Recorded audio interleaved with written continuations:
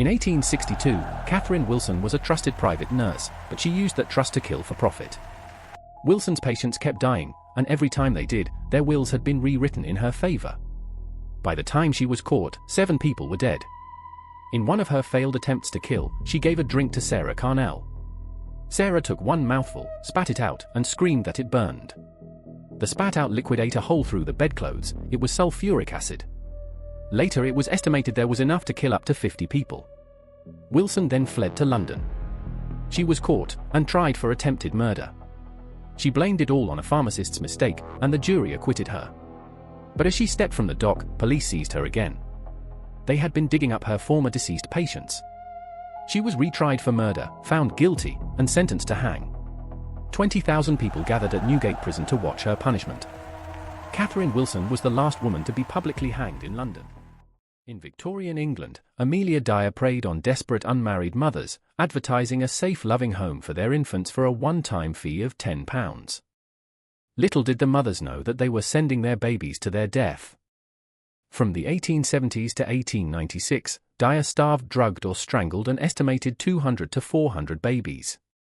In 1879 she was sentenced to 6 months hard labor for child neglect. On release she resumed her scheme using false names like Mrs. Thomas, and moving address often. In 1896, a baby's corpse fished from the Thames was linked to Dyer. Police then uncovered evidence of 20 more victims at her home. Finally tried for murder at the Old Bailey, Dyer was found guilty and sentenced to death. She hanged at Newgate Prison on June 10, 1896, sparking vital reforms in child protection laws in Britain. Brighton, 1871. A respectable lady walks into a sweet shop and swaps the chocolates for one she's already laced with strychnine. Her name was Christiana Edmunds, but she wasn't some back-alley criminal. She was a well-dressed, privately educated woman of fortune, but she was obsessed with her married doctor, to the point of stalking him. When he rejected her advances, she poisoned his wife by offering her a laced chocolate cream during a social visit.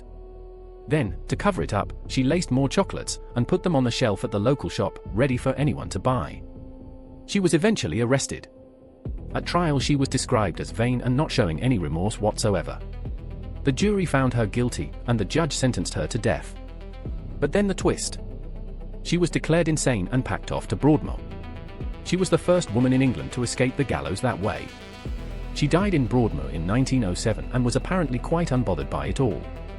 Brighton's chocolate cream killer, the woman who turned a sweet shop into a weapon, and all for an unattainable love. What could make a 16-year-old girl butcher her baby brother and stuff him in a cesspit? 3-year-old Francis Kent vanished from his home in Wiltshire during the night of June 29. His body was discovered the next day in an outdoor privy vault. He was wrapped in a blanket, his throat slashed nearly to decapitation, and had stab wounds to his chest and hands. Detective Jack Witcher zeroed in on Constance Kent, Francis's half-sister, only for public outrage over a working-class detective accusing a lady, which forced her release without charge. In 1865 Constance confessed to clergyman Arthur Wagner. She said she premeditatedly took Francis from his cot and slit his throat in the outside privy with her father's razor, insisting it was for revenge against her adulterous father favoring his second family. Pleading guilty at her trial, Constance was sentenced to death, but that was later commuted to life. She served 20 years before her release in 1885. Emigrating to Australia as a nurse, she worked until retiring at 99 and died at 100 in 1944. Mary Ann Cotton was a nurse, a mother, and Britain's most prolific female serial killer. From the 1850s, she poisoned as many as 21 people with arsenic. Her victims included 3 husbands, 11 of her children and stepchildren, her own mother, and others related to her. With each death came insurance payouts.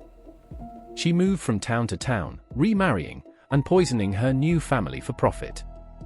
For 20 years, no one connected the dots. Mary's undoing came in 1872 when her latest stepson Charlie suddenly fell violently ill and died. A suspicious doctor insisted on an autopsy and arsenic flooded the results. Investigation soon revealed Mary's pattern of family murders. She was convicted of Charlie's murder and sentenced to death. Pregnant at the time, she gave birth in prison before facing the noose on March 24, 1873 in Durham Jail.